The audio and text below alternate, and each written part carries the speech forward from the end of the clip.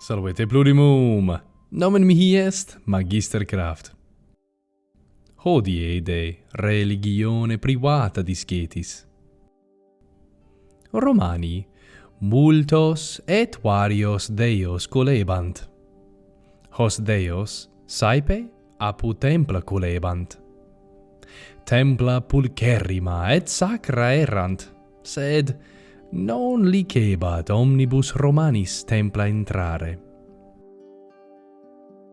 Ergo, ubi Romani Deos colere sine impedimentis poterant. Marcus Tullius Cicero olim de religione privata dixit: Quid sanctius, quid omni religione munitius quam domus unius cuiusque civium, hic arae sunt, hic foci, hic dipenates, hic sacra religiones carimoniae continentur. Ergo hodie domos inspiciamus. Ferre omnes Romani, et pauperes et divites Deos domi colebant.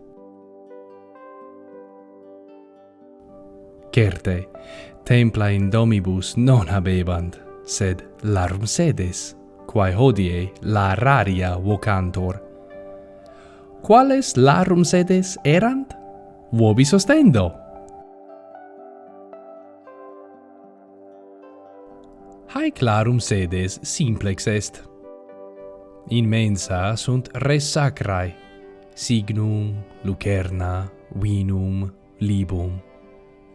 Putamus pauperes larum sedes huius generis habuisse. Haec larum sedes multiplex et ornata est. Apud domos invenitor et aedicula vocator. Temprum parvum videtor. In aedicula sunt res sacrae, signa, lucerna, vinum. Haec larum sedes apud domos frequentius invenitor. Cavum ornatum in pariete est. Hoc cavum quoque aedicula vocator. In hac aedicula res sacrae sunt, tuus, signum, lucerna. Quos Deos apud has larum sedes Romani colebant? Apud larum sedes Romani varios Deos colebant. Exempli gratia Iovem, Mercurium, Minervam, Venerem, Isidem, et Deos penates. Di penates penum vel copiam cibi, apud cellas in domibus currabant. Signa Deorum penatium saepe pateras et cornua tenent. Plerumque apud larum sedes Romani lares colebant. Lares Dei domus erant. Lares erant similes Deis penatibus. Familiam domumque currabant et custodiebant. Hic lar familiaris est. Humanis est. Tunicam gerit. In situram vinum e rutio fundit. Nunc larum sedes apud domos vobis ostendo.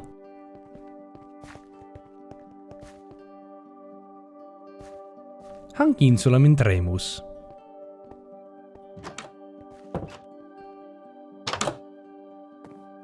Hic vir pauper est. Aediculam non habet, sed in mensa res sacrae sunt. Lari familiari libis et vino supplicat. Adiamus. Lar familiaris macte libis et vino esto. Nunc larum sedes apud domum inspiciamus. Qui scit ubi larum sedes sit? Quis putat in alla esse? Quis putat in atrio esse?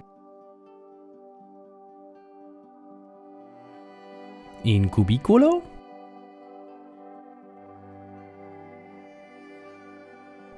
culina?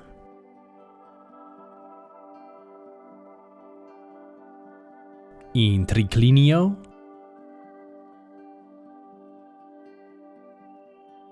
In peristulio?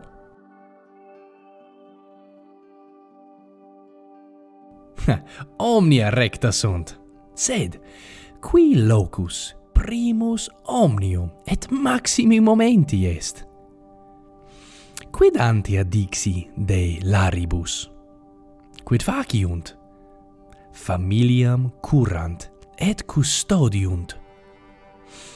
In quo conclavi Dei familiam optime curare possunt.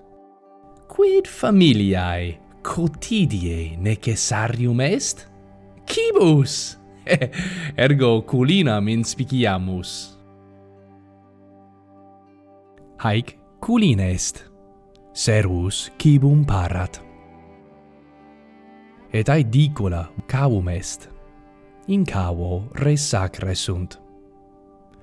Non tantum cavum in pariete ornatum est, sed etiam paries. Imago serpentis picta est. Serpens genius loci est. Quid est genius? Genius custos est. Ergo serpens domum et familiam defendit et curat.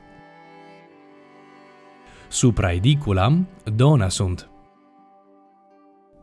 Caput porci et carro porcina sunt. Romani, interdum, animalia sacrificabant, sed utiam vidimus, tus, vinum et liba, inter alia, dona Deis erant. Cur dona Deis dabant? Romani Deis dona dabant ut Dei eis beneficium darent. Servus coronam dat laribus. Nunc servus laribus supplicat. Audiamus. Lar familiaris macte hoc porco piaculo esto. In hac domo aliae larum sede sunt, eias inspiciamus. In peristulio sumus, haec aedicula parvum templum videtur. In aedicula pictus est vir, sed vir non est, genius est. Non est genius loci, ille genius serpens est. Hic genius est custos Domini. Hic genius dominum ipsum et liberos eius custodit. Genius pateram et cornum tenet. Caput semper velatum est.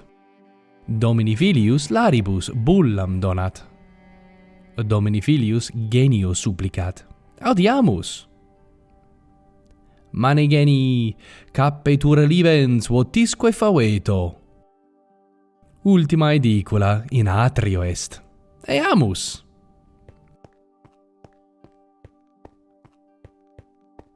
Ecce, haec aedicula parvum templum videtur.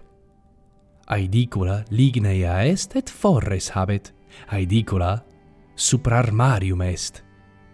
Res sacrae in armario insunt. Pulcrum. Domina Iunoni supplicat. Cur Iunoni? Genius dominum custodit, et Iuno dominam custodit. Audiamus!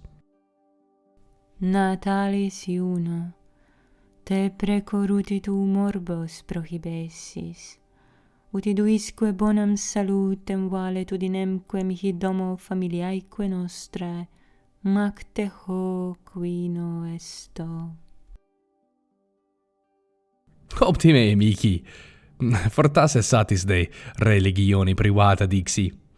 Macti hac rerum scientia este. Lares vobis faveant. Valete.